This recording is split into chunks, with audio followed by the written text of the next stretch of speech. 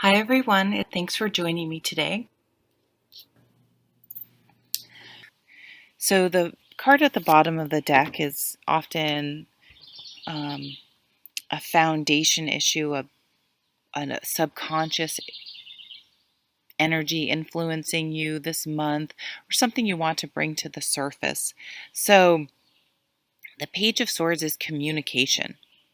Um, New communication, trying to communicate things and trying to figure out how to best communicate whatever you're trying to communicate. And we'll see what's happening with the cards. So, this is something you're going to want to actively think about and maybe consult people. If you have something important to communicate, I would call upon your air sign friends, write it out, practice saying it to someone else because you're being a water sign. You probably want to communicate something that's emotional to you potentially, but you want to make sure it comes out constructively. So, with the King of Cups being in the focus, I feel like this is like you really want to handle your life in a mature way, not to let your emotions get the best of you and to carry you away, to drive your reactions, that you want to be in control of them and have them be a part of the information you're using to deal with the situation or to live your life, but you don't want them to rule you, to overcome you, and to color all your interactions. So just a real sign of you just really, just the fact that you're thinking about that shows that you're approaching with a sense of responsibility and maturity. And boy, you can see it happening in the work category.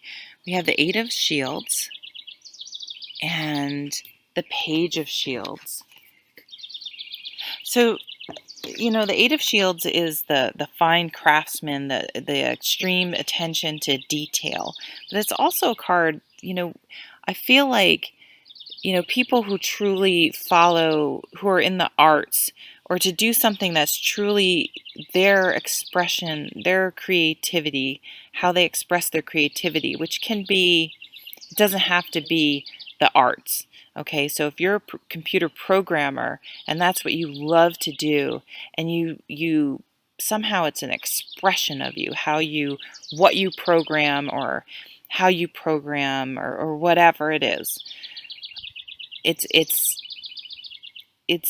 feeding your soul, it's feeding your life purpose, it's giving meaning to your life.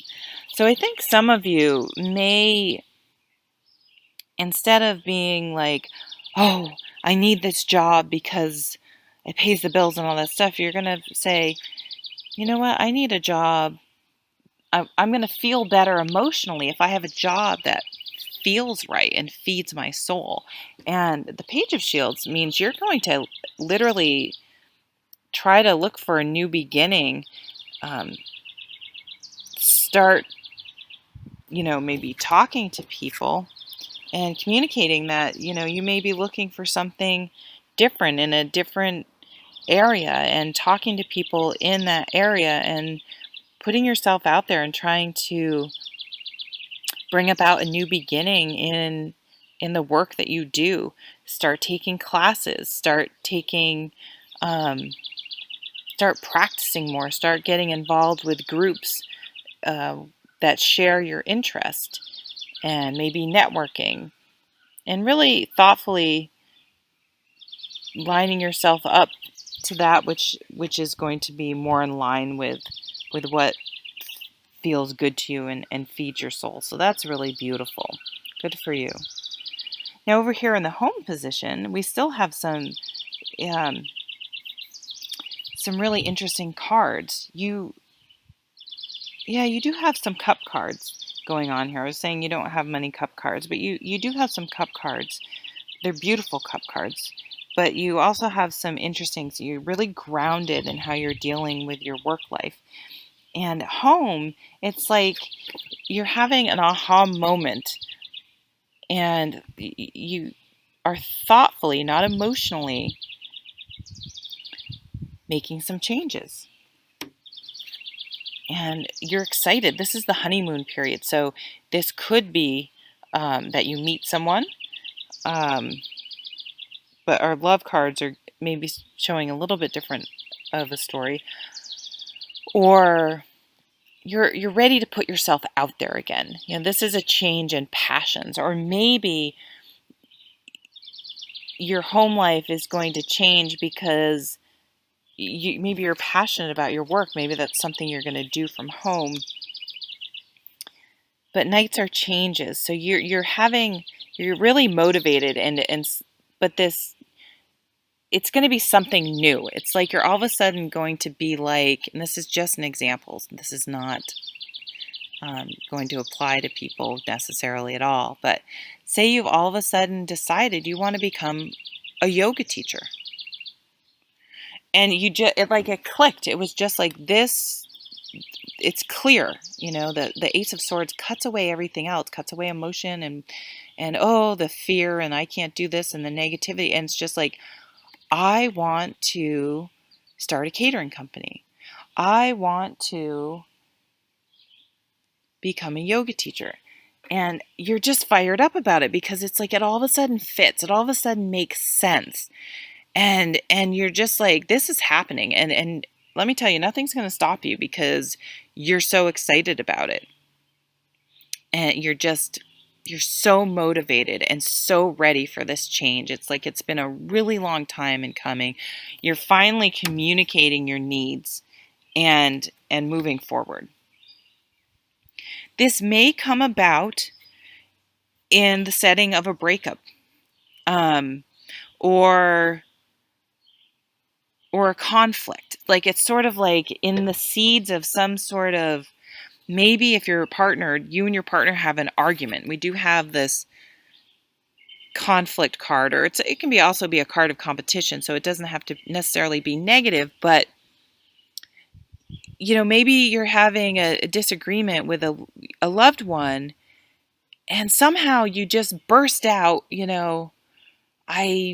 I'm just so unhappy with my job. And you're like, oh. And all of a sudden it's like, oh shit, it isn't my partner's fault that I'm unhappy. I'm unhappy, and I've been bringing my unhappiness. I'm trying to blame everyone else instead of doing the necessary work internally to fix the situation.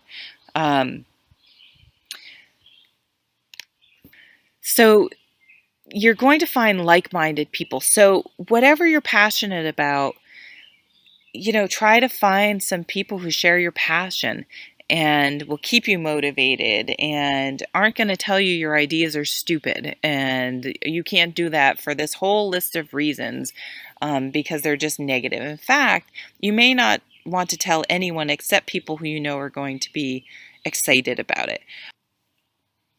And then we have these beautiful, by doing this, people may accuse you of like, you may be like, okay, my yoga, I'm all yoga. I'm practicing my yoga. I'm watching yoga videos. I'm taking a teacher certification class. I'm trying to find my own yoga studio. I mean, you may be so yoga all the time, 100% yoga, that people are like, okay, you're kind of obsessed with this. But you know what? In a way, I feel like it's actually bringing balance to your life. It's almost like you need to overcorrect because you had been so far away from your path of your true soul's purpose that you need to make a 180. So it may seem out of balance, but it's not. You just have such a huge correction to make. And then once you're getting things going, you're going to even out and then be balanced. So don't let people make you feel like you're too obsessed with it at the moment. If it's something that you truly love and you have a clear focus and goal, I think it's okay. And don't let people define what your happily ever after is. So a lot of people rightly so, this is the happy family card, but I really challenged people to think of this more as happily ever after, your happily ever after, and the family may not even have to do with it. And that doesn't mean ignore your family if you have a family, don't get me wrong, but if you're single or you don't have a family, do you want a family?